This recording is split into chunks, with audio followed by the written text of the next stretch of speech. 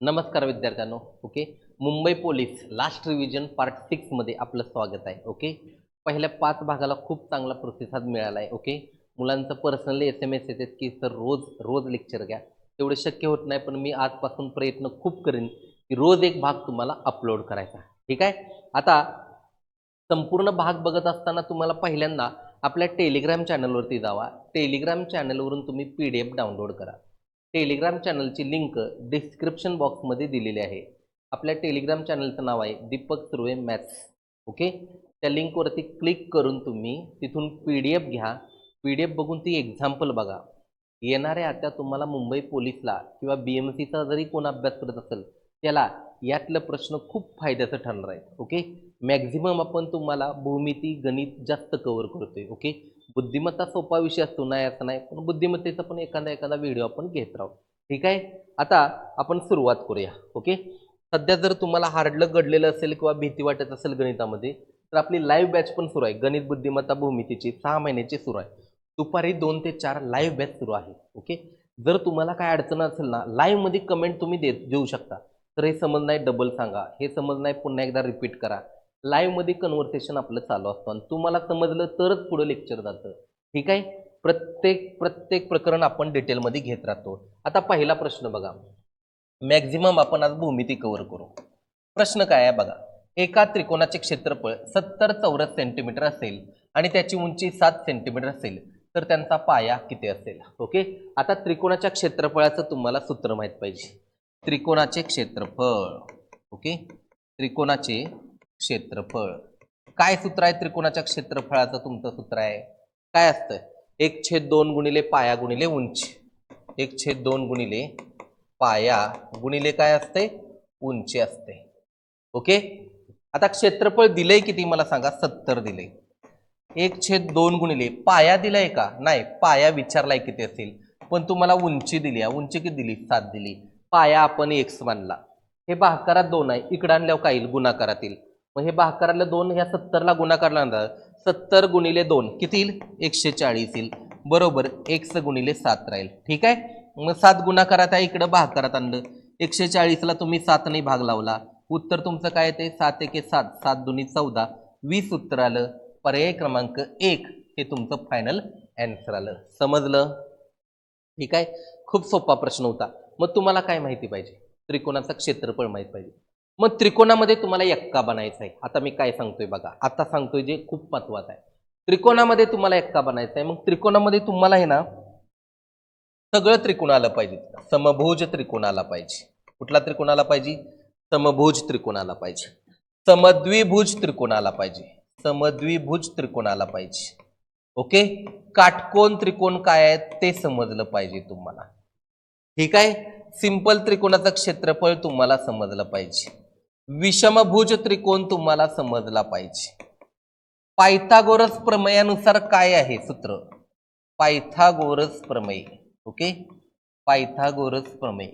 हे पायथागोरस प्रमेय 30 अंश 60 अंश 90 अंशचं काय प्रमेय आहे हे तुम्हाला समजलं पाहिजे.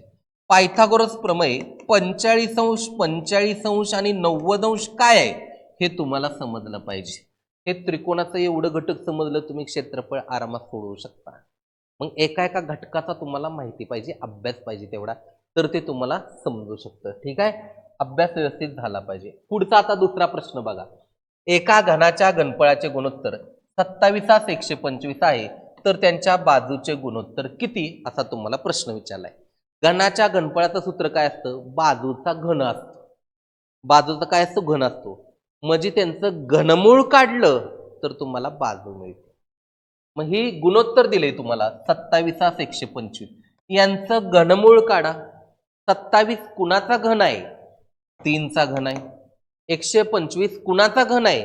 5 चा घन आहे. उत्तर आलं 3/5. काय उत्तर आलं? 3/5. वर्तुळाच्या क्षेत्रफळाचं काय असतं माहितीये का? फक्त त्यांचा वर्ग असतो. पण घनफळाच्या बाबतीत त्यांचा काय असतो? घन असतो. हा प्रश्न आणि वर्तुळाच्या क्षेत्रफळाचा पण मुद्दा मी 9वा-10वा प्रश्न घेतलाय तुम्हाला दोन्हीतला फरक समजावा म्हणून. जर तुम्हाला उद्या घनाच्या घनफळाच्या बाबतीत जर असं सांगितलं की घनाची बाजू सांगितली तुम्हाला, घनाची बाजू 2/7 आहे ओके 2:7 आहे, तर त्यांच्या घनफळाचं गुणोत्तर किती? मग 2चा घन घ्यायचा 8, 7चा घन घ्यायचा 343. हे गुणोत्तर आलं. ओके, काही विद्यार्थ्यांना असं वाटेल की गुणोत्तरात खूप फरक पडतो, येऊ शकत नाही. येतं. तुम्ही बाजू घेऊन बघा, एक बाजू 15 म्हणा, एक बाजू 105 म्हणा, त्यांचं घनफळ काढा. 8 343 एवढा रेशोच त्यांचा येणार, एवढं गुणोत्तरच येणार, ते ठरलेलं आहे त्यांचं. ओके, समजलं. दुसरं गणित झालं. आता बघा तुमचं तिसरं गणित बघा. 2 वाजण्यास 10 मिनिटे कमी असताना घड्याळाचा तास व मिनिट काटा यांच्यात किती अंशाचा कोन होईल? आता 2 वाजण्यास 10 मिनिटे कमी म्हणजे किती झाले रे? 1 वाजून 50 मिनिटे झाली. किती मिनिटे झाली? 1 वाजून 50 मिनिटे झाली. आता किती अंशाचा कोन होईल याला सूत्र काय? 30h वजा 11/2 m. ओके, हा. आता h म्हणजे काय येतं? h म्हणजे हवर. ओके, हवर म्हणजे काय? तास. ओके, m म्हणजे काय येतात? मिनिट म्हणजे कळते 60 सेकंदाचा एक तुमचा मिनिट असतोय म्हणून. ठीक आहे, मग 30 गुणिले h किती वाजले? 30 गुणिले 1 करणार तुम्ही, वजा 11/2 गुणिले m. मिनिटं किती आहे ती? 50 मिनिटं आहे ती. मिनिटं किती आहे ती? 50 मिनिटं आहे ती. ओके, मग 30 गुणिले 1 केलं किती उत्तर आलं? 30 वजा त्या 50ला 2ने भाग लावला, 11 गुणिले किती आलं तुमचं? 25 आलं. 11 गुणिले किती आलं? 25 आलं. आता ह्या 25 तुम्ही 11ला गुणलं. ओके, गुणाकार आला पाहिजे. 25 250, त्यात 25 मिळवायचं, 275 आलं. ओके, वजा किती आलं? 30. ह्या दोघांची वजाबाकी केली ना, 245 अंश उत्तर पाहिजे. पर्यायात कुठं 245 अंश आहे का? नाही. मग त्या घड्याळात सिच्युएशन काय होते बघा. हे घड्याळ आहे, इथे 1 वाजलेत आणि हे 50 मिनिटं झालेत. समजा 1 वाजून किती मिनिटं झालेत? 1 वाजलायत आणि हे किती मिनिटं झालेत? 50 मिनिटं झालेत. हा जो आहे ना, हा बघा मी काय सांगतोय, लक्ष द्या व्यवस्थित. हा, हे जे अंतर आहे ना, हे जे अंतर, हे आलं तुमचं 245 अंश. करेक्ट आहे, तुम्ही काढलेलं उत्तर हे करेक्ट आहे एकदम. पण ज्यावेळेस काटं बरोबर 180 अंशाच्या पुढे जाते ना बघा, एचच्या पुढे गेलं ना, म्हणजे 180 अंशाच्या पुढे गेला तुमचा की इकडून हे जवळ येतात, 180 अंशाच्या आतमध्ये येतात. मग तुम्हाला उत्तर आहे ना, जवळ काटा आलं एवढं उत्तर तुम्हाला लिहावं लागतं. मग हे सोडवायचं कसं? संपूर्ण किती अंशाचा आहे? 360. तुम्ही काढले उत्तर 245, हे 360 मधून वजा करा. काय वजा करा? 245. तुमचं उत्तर येईल 115 अंश. किती अंश? 115 अंश. म्हणून नियमात तुम्ही लिहिता बघा, जर उत्तर 180 अंशापेक्षा जास्त गेले किंवा 180 अंशापेक्षा जास्त आले तर ते 360 मधून वजा करावे. का 360 मधून वजा करावं? कारण काटा 180 डिग्री बरोबर विरुद्ध दिशेच्या पुढे गेला की इकडून लांब जातो पण इकडून जवळ येतो. इकडून लांब जातो पण इकडून काय येतो? जवळ येतो. आणि ते जवळातलं जवळतलं आपल्याला माप घ्यावं लागतं. माप आलं आपलं 115 अंश. ठीक आहे, समजलं. म्हणून 180 अंशापेक्षा जास्त गेलं तर 360 मधून ते वजा करावं, तुम्हाला ते उत्तर मिळून जातं. ठीक आहे, नेक्स्ट क्वेश्चन बघा. आता मार्केटमध्ये आपलं पुस्तक आहे, जर डिटेलमध्ये तुम्हाला संपूर्ण गणित भूमिती करायचं असेल ना, पुस्तक आहे आपलं, तुम्ही मागवू शकता. PDF Deepak Surve maths and reasoning app आहे आपलं. PDF तिथं डेमो PDF आहे, तिथं दिलेली डेमो PDF तुम्ही बघा, आवडल्यास नक्की पुस्तक घ्या. मग पुढे बघा, चौथा प्रश्न. एका समलंब चौकोनाच्या समांतर बाजूची लांबी अनुक्रमे 8.5 सेंटीमीटर 11.5 सेंटीमीटर आहे, तर त्याची उंची 4.2 सेंटीमीटर आहे. 4.2 सेंटीमीटर आहे, तर त्या चौकोनाचे क्षेत्रफळ काढा, असा तुम्हाला प्रश्न विचारला आहे. ठीक आहे, ओके. आता याचं उत्तर सोडवत असताना तुम्हाला समलंब चौकोनाचे क्षेत्रफळ हे माहित पाहिजे. समलंब चौकोनाचे क्षेत्रफळ. ओके, आता याचं सूत्र काय आहे बघा, सूत्र लिहितो मी. 1/2 गुणिले समांतर बाजूची बेरीज. समांतर बाजूची बेरीज. ओके, एकदा समांतर बाजूंची काय करावी लागते? बेरीज करावी लागते. ठीक आहे, आणि पुढे नंतर गुणिले तुम्हाला काय करावं लागतं? उंची करावी लागते. मग समांतर बाजूची बेरीज म्हणजे काय? समलंब चौकोन तुमचा असा असतो. ओके, समांतर बाजू या आणि या असतात. एक बाजू तुम्हाला दिली 8.5, दुसरी दिली तुम्हाला 11.5. ओके, मग 8.5 आणि 11.5 यांची बेरीज करा. गुणिले किती आहे इथं? 1/2 गुणिले 8.5 अधिक 11.5 आणि कंसाच्या बाहेर गुणिले उंची किती दिली तुम्हाला, उंची किती आहे 4.2, इथं लिहिली 4.2. ठीक आहे. हा आता सोडवू आपण. हे 8.5 अधिक 11.5, 11 आणि 8 19 झालं, 0.5 मध्ये मिळवलं 20 झालं. म्हणजे ह्या दोघांची बेरीज किती आली 20 आली. बरोबर 1/2 गुणिले 20 गुणिले काय आलं 4.2. बे एक बे बेंधाय 20. फायनल उत्तर आलं तुमचं 10 गुणिले 4.2. जर 10 न एखाद्या संख्येला गुणलं तर दशांश उजवीकडे सरकतो. 4.2 मधील दशांश उजवीकडे सरकल्यास उत्तर काय येईल तुमचं 42 सेंटीमीटर. आता जर तुम्हाला क्षेत्रफळ विचारलं तर क्षेत्रफळ सेंटीमीटर मध्ये नसतं बरं का, क्षेत्रफळ असतं चौरस सेंटीमीटर मध्ये. काय असतं क्षेत्रफळ चौरस सेंटीमीटर मध्ये. इथं चौ सेमी युनिट ऑफ मेजरमेंट पाहिजे. कदाचित तुम्हाला प्रश्नामध्ये असं देऊ शकतात की पहिला ऑप्शन 42 सेंटीमीटर, दुसरा ऑप्शन 42 चौ सेंटीमीटर, मग 42 चौ सेंटीमीटर वाला निवडायचा. जर बाजू तुमची बघा, बाजू इथली तुमची मीटरमध्ये असते ना, मीटरमध्ये, तर पर्याय तुम्हाला 42 चौरस मीटरवाला फाइंड करावा लागला असता. लक्षात ठेवा. म्हणजे बाजू कशा आहे, मीटरमध्ये आहे का सेंटीमीटरमध्ये, त्यावर क्षेत्रफळ ठरतं. बाजू जर सेंटीमीटर मध्ये असेल तर क्षेत्रफळ येईल चौरस सेंटीमीटर, बाजू जर मीटर मध्ये असेल तर क्षेत्रफळ येईल चौरस मीटर. शक्यतो युनिट ऑफ मेजरमेंट देतच नाहीत, फक्त आकडं देते ती. आकडे दिलं मग तुम्हाला सोपं ठरून जातं. पण युनिट ऑफ मेजरमेंट दिलं असा प्रश्न येऊन गेलाय, 100% येऊन गेलाय. युनिट ऑफ मेजरमेंट दिलं तर चुकी करायची नाही. हे झालं समलंब चौकोनाचं. सगळं चौकोन काढा, समलंब चौकोन, पतंगाकृती चौकोन. ओके. मग तुम्हाला पुढे विचारतील समभुज चौकोन, चौरस असेल, आयत असेल तुम्हाला. ओके. हे सगळं तुम्ही समांतरभुज चौकोन, सगळ्या चौकोनाचा अभ्यास केला मग तुम्हाला कुठलाही प्रश्न विचारू द्या चौकोनाच्या क्षेत्रफळावरनं, तुम्ही त्या चौकोनाच्या बाबतीत एकटाच तयार झाला. आणि त्याचं गुणधर्मही पाठ करा. चारी कोण काटकोन कुठं असतात, समोरासमोरील कोण एकरूप कुठं असतात, संगत कोण एकरूप कुठं असतात, हे तुम्हाला कळलं पाहिजे. ठीक आहे. नेक्स्ट बघा आता 5वं एक्झाम्पल. 21 पाया असणारी त्रिकोणी संख्या कोणती.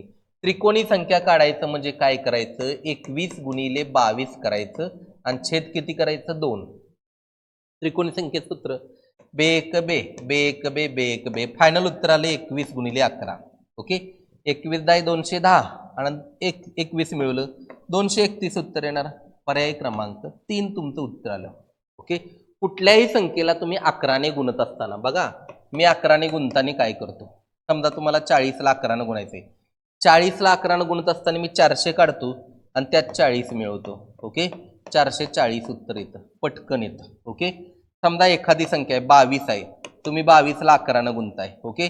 22 ला 11 ने गुणत असताना 22 ला 10 ने गुणा, 220 येतं आणि त्यात 22 मिळवायचं, 242 तुमचं आन्सर येतं. लगेच असं कळून जातं. मगाशी मी केलं होतं उदाहरणात ना, आत्ताही तेच केलं. 21 ला 11 ने गुणायचं, 21 ला 10 ने गुणल्यात 210 आलं, त्यात 21 मिळवलं, 231 आलं. पुढे बघा अजून एक प्रश्न. 6 मीटर लांब, 2.5 मीटर उंच, 0.5 मीटर रुंद अशी भिंत बांधायची आहे. यासाठी 25 सेंटीमीटर लांबी, 15 सेंटीमीटर रुंदी व 10 सेंटीमीटर उंचीच्या किती वीट लागतील असा तुम्हाला प्रश्न विचारला. खूप भारी प्रश्न आहे, एकदम भारी प्रश्न आहे. ओके. तुम्हाला आकार कळला पाहिजे. हा लांबी रुंदी उंची दिली म्हणजे इष्टिकाची ती आली, क्युबॉइड आलं. ओके. मग इष्टिकाची तिची बाजू मीटरमध्ये आहे का सेंटीमीटरमध्ये आहे. इष्टिकाची तिचं जवळजवळ तुम्हाला 15-16 टाईप आलं पाहिजे. मग कुठल्याही अँगलनं प्रश्न येऊ द्या, तुम्ही त्यात एक्का बनणार. पण प्रायोरिटी तुम्हाला जर इष्टिकाची ती काय आहे आणि कशी असते हेच समज नाही, अशा प्रश्नाची उत्तर सोडवणं तुम्हाला अवघड जातं. ठीक आहे. मग बाजू एक मीटरमध्ये दिली, इकडं सेंटीमीटरमध्ये दिली, हे तुम्हाला कन्वर्ट करता आलं पाहिजे मीटरचं सेंटीमीटरमध्ये. प्रश्न अजिबात अवघड नाही, फक्त तो कळला पाहिजे त्या सिच्युएशनला आकृती कुठली आहे आणि त्या आकृतीचं घनफळ काय येतं म्हणून. ठीक आहे. हा आता 6 मीटर, 1 मीटर म्हणजे येतं बरं का 100 सेंटीमीटर. किती येतं 100 सेंटीमीटर मध्ये येतं. म्हणजे 6 मीटर म्हणजे किती येईल रे 600 सेंटीमीटर. किती येईल 600 सेंटीमीटर. ओके. 2.5 मीटर म्हणजे 250 सेंटीमीटर येईल. किती सेंटीमीटर येईल 250 सेंटीमीटर. 0.5 मीटर म्हणजे किती सेंटीमीटर येईल 50 सेंटीमीटर येईल. समजलं का. मी तिघांचं कन्वर्ट केलं. 6 मीटर म्हणजे 600 सेंटीमीटर, 2.5 मीटर म्हणजे 250 सेंटीमीटर, 0.5 मीटर म्हणजे 50 सेंटीमीटर. मग आता तुम्हाला यासाठी 25 सेंटीमीटर लांब, 15 सेंटीमीटर रुंद व 10 सेंटीमीटर उंचीच्या किती वीट लागतील असा तुम्हाला प्रश्न विचारलाय. थोडक्यात ती भिंत आहे ना एक इष्टिकाचितीच्या आकाराची आहे. मग इष्टिकाचितीच्या आकाराच्या घनफळा सूत्र काय येतं? लांबी गुणिले रुंदी गुणिले उंची. आणि सेम त्याच्यात छोट्या छोट्या इष्टिकाचिती टाकायच्या. मोठ्या इष्टिकाचितीमध्ये छोट्या छोट्या इष्टिकाचिती टाकायची, म्हणजे त्या घनफळालाच घनफळानं भाग लावायचा. 600 गुणिले 250 गुणिले 50 आपण मीटरचं सेंटीमीटरमध्ये कन्वर्ट केलं आणि त्याला कितीने भाग लावला? 25 गुणिले 15 गुणिले 10 यानं काय केला? भाग लावला. आता काटछाट करूया. शून्याला शून्य गेलं. ओके, 25 एके 25, 25 एके 25, 10 आलं. ठीक आहे. 15 एके 15, 15 चोक 60, 40 आलं. ठीक आहे. आता यांचा गुणाकार केला तुम्ही. ओके, 40 गुणिले 10 400 आलं. 400 गुणिले 5 केलं तुम्ही, किती उत्तर आलं? 2000 तुमचं उत्तर आलं. पर्याय क्रमांक 2 हे तुमचं काय झालं? ॲन्सर झालं. पर्याय क्रमांक 2 काय झालं तुमचं? ॲन्सर झालं. समजलं का? टाईप क्रमांक कितवा झाला? 6वा झाला. कितवा झाला? 6वा झाला. पुढचा आता बघा 7वा. एका वायरला वर्तुळाकार केल्यास, म्हणजे वायर आहे, जर त्या वायरला बघा ही वायर आहे, त्या वायरला कसं केले? वर्तुळाकार केल्यास त्याची त्रिज्या 56 सेंटीमीटर आहे, तर त्याच वायरला चौरस केल्यावर त्याचे क्षेत्रफळ किती येईल असा तुम्हाला प्रश्न विचारलाय. ओके, आता बघा कसं सोडवायचं. मग वायर आहे, वायरला कसं केलंय? वर्तुळाकार केले, म्हणजे थोडक्यात त्या वायरपासून वर्तुळाचा परिघ काढला. वर्तुळाचा परिघ काढल्यानंतर तुम्हाला त्रिज्या मिळाली. ओके, ठीक आहे. मग परिघाचा काय केला? चौरस केला. चौरस केल्यानंतर तुम्हाला ती बाजू कळाली पाहिजे आणि बाजू केल्यानंतर त्या बाजूचा वर्ग घेतला पाहिजे, त्यावेळी ते चौरसाचं क्षेत्रफळ मिळेल. मी टप्प्याटप्प्यानं तुम्हाला सांगतो. ओके, एक तुमच्याकडे काय होती? वायर होती. ती वायर आहे, त्या वायराचा आपण सर्कल केला, त्यावेळी तुम्हाला त्रिज्या मिळाली 56 सेंटीमीटर. त्यामुळे त्रिज्या 56 सेंटीमीटर. ओके, म्हणजे ही वायर वर्तुळ केल्यानंतर वायर किती आहे ना ते आपल्याला अजून कळालं नाही बरं का. फक्त जी सरळ वायर होती ना तिला काय केलं? वर्तुळाकार केलं, त्यावेळी त्रिज्या काय मिळाली? 56 सेंटीमीटर. मग ती वायर किती आहे ते आपण काढू. वायर काढायची म्हणजे वर्तुळाचा परिघ काढायचा. वर्तुळाच्या परिघाचं सूत्र काय आहे? 2 पाय आर, किंवा कोण म्हणतं pi D. Pi D. D metre म्हणजे डायमीटर. ओके, डी म्हणजेच काय आला? व्यास आला. व्यास हा त्रिज्येच्या दुप्पट असतो. 2 आर म्हणजेच व्यास आला. ओके, म्हणून पाय डी सूत्र असतं.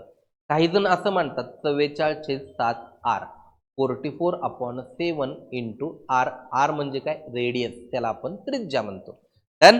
मग आपण सिंपल सूत्र घेतलं, मॅक्झिमम हे घेतात 2 पाय आर.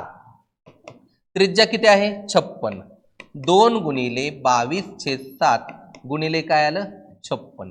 त्रिज्या शक्यतो 7च्या पाड्यात असते. 7 एके 7, 7 8 56. ओके, 22 गुणिले 2, 22 गुणिले 2 44, 44 गुणिले तुम्ही 8 केलं, 8 चोक 32, हातचा आला 3, 8 चोक 32 आणि 3 35. ओके, मग 352 काय आलं? परिघ आला. काय आला? त्या वर्तुळाचा काय आला? परिघ आला. ओके, बघा समजून घ्या. वर्तुळाचा परिघ आला. परिघ आला म्हणजे ही सगळी वायर आली, कड काढली, त्या वायरचा आपण वर्तुळ केला होता. मग वर्तुळ केल्यानंतर ती वायर किती भेटली आपल्याला? 352 सेंटीमीटर भेटली. 352 काय घेतली? सेंटीमीटर घेतली. आणि त्या वायरचा, त्याच वायरला चौरस केल्यावर, म्हणजे ह्याच वायरचा आपण काय केला? चौरस केला. हो, हे आता सगळं किती आलं माहिती आहे का? 352 होतं, बरोबर आहे का? सेंटीमीटर. याच वायरचा आपण काय केला? चौरस केला. हा चौरस किती आला? 352. चौरस म्हणजे चौरसाची परिमिती. चौरसाची परिमिती काय सांगते मला सांगा? 4 गुणिले काय घेते? बाजू. कारण 4च्या 4 बाजू कशा असतात? त्या समान असतात त्या. म्हणून ह्या 352ला तुम्ही 4ने भाग लावला, त्यावेळी तुम्हाला वर्तुळाची बाजू मिळेल. कळलं का मी काय सांगतो ते? ह्या 352 पासून आपण चौरस असा बनवला. चौरस बनवत असताना चौरसाच्या चारी बाजू कशा असते त्या समान असते त्या चारी बाजू कशा असते त्या समान असते त्या म्हणून 352ला आपण 4ने भाग लावला 352ला 4ने भाग लावला हा 4 एके 4 4 8 32 3 राहिलं 4 8 32 एक बाजू किती आली एक बाजू 88 सेंटीमीटर आली त्या चौरसाचं क्षेत्रफळ विचारलंय 88चा वर्ग घ्यायचा 88चा वर्ग येतो 77 44 7744 सेंटीमीटर येणार काय येणार 14 सेंटीमीटर ओके 7744 करून बघा तुम्ही नंतर 88चा वर्ग येतो ओके हे ठरलेलं आहे 100चा वर्ग 10,000 असेल 99चा वर्ग 9801 ओके उलट वर्ग तुम्हाला सांगतो 100 पासून 9801 9604 9409 92 16 90 25 88 36 86 49 84 64 हे 82 81 हे उलट वर्ग तुम्हाला सांगितलं ओके उलट वर्ग तुम्हाला कळलं ना आरामात कळून जातं तुम्हाला म्हणजे तुम्हाला 1 ते 100 पर्यंत वर्ग आपल्या ॲपमध्ये दिले बघा मी तुम्हाला वर्ग तिसऱ्या पार्टमध्ये तुम्हाला की 1 ते 100 पर्यंत वर्ग कसं पाठ करायचं म्हणून सध्या लाईव्ह लेक्चर सुरू आहे तिथेही तुम्हाला कळून जाईल बघा वर्ग कसं पाठ करायचं 100 पर्यंत मी लगेच उत्तर काढलेलं आहे ते ठीक आहे पुढचा प्रश्न बघा आता उत्तर किती आलं 77 44 बॅच आहे गणित बुद्धिमत्ता भूमितीची हे एकत्रित कॉम्बो बॅच आहे आपली 200 पेक्षा जास्त व्हिडिओ आहेत 999 रुपये फी आहे त्याची 6 महिने व्हॅलिडिटी आहे ही घेतली अगदी पहिला नैसर्गिक संख्यापासून शेवट सांख्यिकीपर्यंत सगळं टाईप ओळीने घेतले जसं पुस्तकात आहे तसं आरामात तुम्ही बघू शकता 6 महिने व्हॅलिडिटी आहे तुम्हाला 6 महिने व्हॅलिडिटी आहे ठीक आहे पुढे बघा 8वं गणित 1.26 मीटर व्यासाचे एक वर्तुळ 500 वेळा फिरल्यास किती अंतर कापेल आता व्यास आहे व्यास म्हणजे काय डी आला डायमीटर आला बरोबर आहे बरोबर मग त्रिज्या किती आली व्यास जर 1.26 मीटर असेल तर त्रिज्या ह्याच्या निमपट आली 1.26 भागिले 2 बरोबर 0.63 मीटर आली त्रिज्या किती आली मला सांगा 0.63 मीटर आली तुम्हाला काय सांगितले ते एक वर्तुळ 500 वेळा फिरल्यास 500 वेळा फिरलं एकदा फिरल्यानंतर किती वायर लागते किंवा किती अंतर लागते ते काढा आणि त्याला 500 न गुणा एकदा फिरणं वर्तुळ एकदा फिरणं म्हणजे काय काढणं परिघ काढणं काय काढणं परिघ काढणं मग वर्तुळाचा परिघ बरोबर सूत्र काय 2 पाय आर आताच आपण बघितलं 2 गुणिले 22/7 गुणिले काय घेतलं आर घेतला 0.63 घेतला बरोबर ठीक आहे हा आता आपण सोडवलं 7 न भाग लावला 7 एके 7 7 9 63 ओके आता जर तुम्ही त्या 63 ला 7 ने भाग लावत असाल तर काय करायचं बघा आता 2 गुणिले 22/7 होतं बरोबर आहे गुणिले इथं असताना 0.63 होतं किती होतं 0.63 होतं गुणाकारात होतं जर आपल्याला परिपूर्ण दशांशामधून काढून टाकलं तर छेदात 2 शून्य वाढवावं लागतात छेदात काय करावं लागतात 2 शून्य वाढवावं लागतात म्हणून 63 छेद किती येणार 100 येणार 63 छेद किती येणार तुमचं 100 येणार ओके आता बघा आपण काटछाट करू 7 एके 7 7 9 63 आलं ओके मग आता हे सोडवलं 2 गुणिले 22 22 दुनी 44 44 गुणिले 9 छेदात किती घेतलं तुम्ही 100 घेतलं 44 9 ने गुणा ठीक आहे 44 गुणिले 9 9 चौक 36 हातचा आला 3 9 चौक 36 आणि 3 39 म्हणजे थोडक्यात इथं लिहितो मी आता बघा 396 भागिले किती आलं 100 आलं ओके 396 भागिले किती आलं 100 आलं पण गुणिले किती फेर करायचे आपल्याला गुणिले किती घेणार मग 500 हे जे 396 भागिले 100 काढणार आहे ते वर्तुळाचा काय येणार आहे परिघ येणार आहे एक फेरा येणार आहे किती फेरा सर्कल फिरणार आहे एकदा सर्कल फिरणार आहे यालाच जर 500 न गुणला आपण 396 ओके छेद 100 गुणिले 500 केलं 2 शून्याला 2 शून्य कट 396 ला 5 ने गुणा ओके 400 गुणिले 5 2000 येते त्यातनं 5 चौक 20 कट करा 1980 येईल 1980 मीटर 500 वेळा फिरल्यास किती लागल 1980 मीटर काही विद्यार्थ्याला असं वाटेल सर 44 गुणिले 9 इथं 396 येते ना त्या 396 ला आम्ही 100 न भाग लावला उत्तर आलं 3.96. बरोबर आहे. ह्या 3.96ला तुम्ही पुन्हा 500 गुणा, तुमचं उत्तर तेच येणार 1980 मीटर. समजलं? आजची 8 उदाहरणं समजली. पुढचं एक्झाम्पल बघा आता 9वं एक्झाम्पल. 2 वर्तुळाच्या त्रिज्यांचे गुणोत्तर एका 7 आहे तर त्यांच्या क्षेत्रफळाचे गुणोत्तर किती येईल? यांचं येतं वर्गाच्या प्रमाणात. 1चा वर्ग 1, 7चा वर्ग 49, 49 पर्याय क्रमांक 4. मगाशी आपण बघितलं होतं 2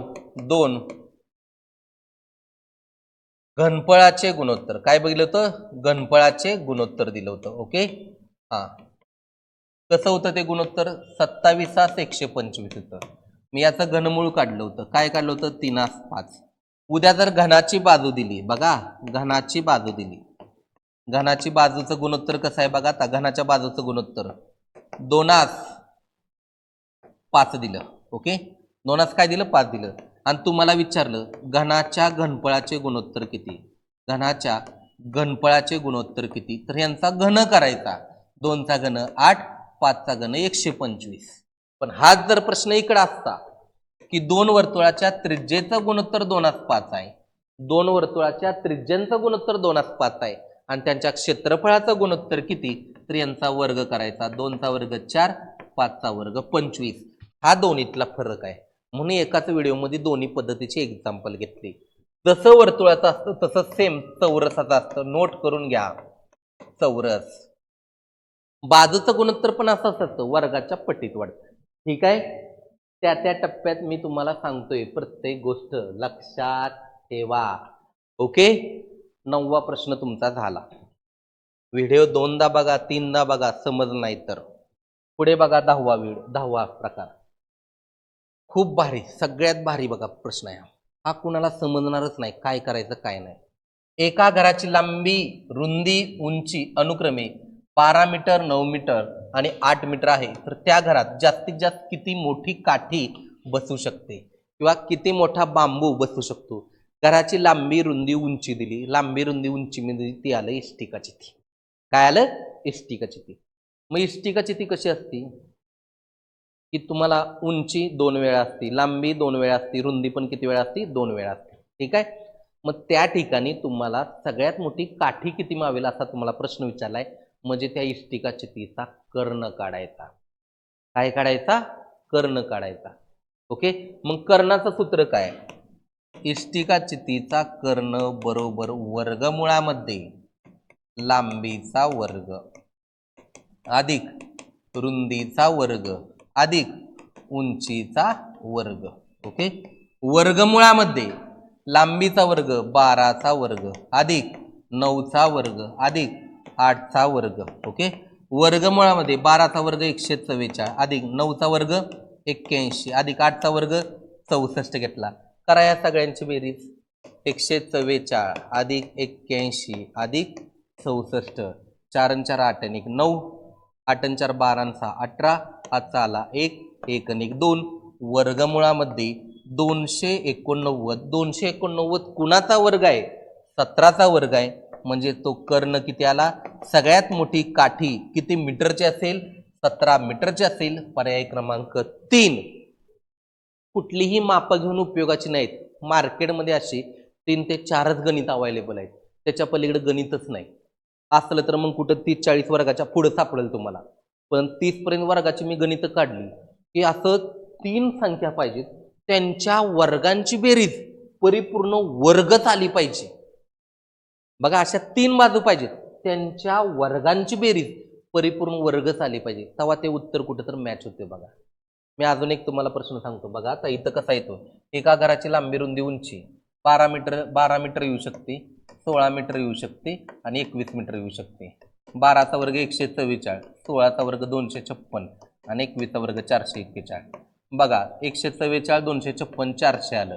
400 अधिक 441 काय आलं? 841 आलं. 841 कुणाचा वर्ग आहे? 29चा वर्ग आहे. मग कर्ण जास्तीत जास्त 29 येऊ शकतो. हे झाला मार्केटमधला अजून एक प्रश्न. असं 3-4च प्रश्न येतं, त्याच्या बाहेर प्रश्न देऊ शकत नाही. ओके, पुस्तकामध्ये इष्टिकाची तिचा आपलं 15 टाईप आहेत. प्रॅक्टिस करा तुम्ही. ॲपला पण डिटेलमध्ये तुम्हाला सोडवून दिलेलं आहे. ओके, व्हिडिओ कसा वाटला काय वाटला ना मला फक्त कमेंट करून सांगा. जे हारडलं घटलंय मुंबई पोलीसमध्ये त्यांनी संपूर्ण वर्षाची बॅच लावा आणि फायदा घ्या.